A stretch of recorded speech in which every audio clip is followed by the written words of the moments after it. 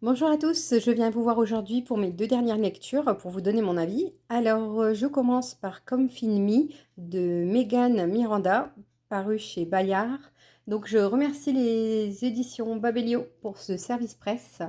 Alors ici, nous faisons la connaissance de Nolan et de Kennedy, ces deux adolescents qui ne se connaissent pas. Donc en fait, ils vivent dans des villes voisines, mais ils ne se connaissent pas du tout. Alors, Nolan. Nolan nous apprend que son frère a disparu il y a quelques années et il est persuadé qu'en fait c'est une disparition surnaturelle. Alors ensuite, la demoiselle Kennedy, en fait, elle a du mal à surmonter une peine terrible. En fait, voilà, c'est le meurtre d'un proche.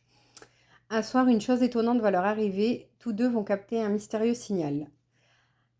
Les enfants, en fait, vont s'allier pour découvrir, ce qui se cache derrière tout ça et enfin savoir ce qui s'est passé dans leur famille. Ouais, enfin voilà, donc on suit, Nolan et ensuite Kennedy, Nolan, Kennedy, Nolan, Kennedy et en fait, au bout d'un moment, il va se passer quelque chose qui font que, ben, ils vont se rencontrer et cetera. En fait, bon voilà, je préfère vous le dire tout de suite, ce roman, c'est quand même un young moi j'ai trouvé que c'était un young adulte. J'ai passé un très bon moment en lecture, c'est fluide, c'est addictif, hein. Le petit côté surnaturel, ça va pas trop déranger, pourtant je suis pas fan. En fait, c'est l'histoire d'une rencontre virtuelle qui devient réelle, quoi. C'est sympathique. Kennedy, elle a 16 ans. En fait, elle vit avec son oncle depuis, bah voilà, depuis qu'elle a connu cette tragédie. J'essaie de pas trop vous en dire. Et Nolan est un jeune garçon, en fait, qui cherche bah, désespérément la réponse au fait de la disparition de son frère et de son chien.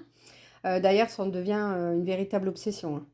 Alors j'ai eu beaucoup d'empathie pour, ces enfants, vraiment, le dénouement final m'a vraiment plu. En fait, les pièces du puzzle, s'emboîtent tranquillement. Après ce que je peux vous dire, c'est c'est un roman que je recommande aux jeunes à partir de 14 ans et plus et même aux adultes, hein, si vous êtes feel good et tout, feel good. Young adulte, pardon, qu'est-ce qu'elle dit la madame? Donc voilà, donc ensuite, Respirer le noir aux éditions Belfond. Alors, avec toutes ces belles personnes, ces beaux auteurs et autrices, sous la direction d'Ivan Faut, je ne sais plus comment on dit exactement. Alors, tout d'abord, merci aux éditions Belfond pour ce service presse. Pour ce roman, j'ai décidé de vous faire une phrase qui résumera ma lecture, en fait, ça sera plus simple. Alors, le parfum du laurier rose. Alors là, c'est Anderson qui combat l'injustice.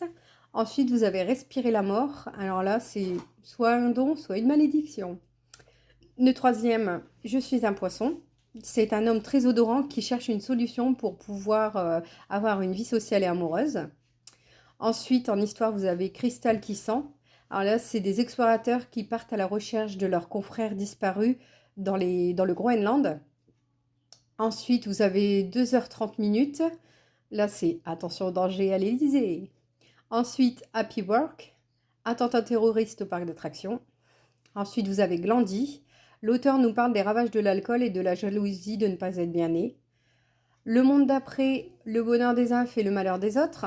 Ensuite, vous avez Miracle. Ici, un flic doit rentrer dans la tête du meurtrier pour savoir la vérité. Les doux parfums des cimetières. Ça, ouais, l'auteur nous parle de deuil, en fait, en résumé. Je pense que ouais, je pouvais le résumer comme ça.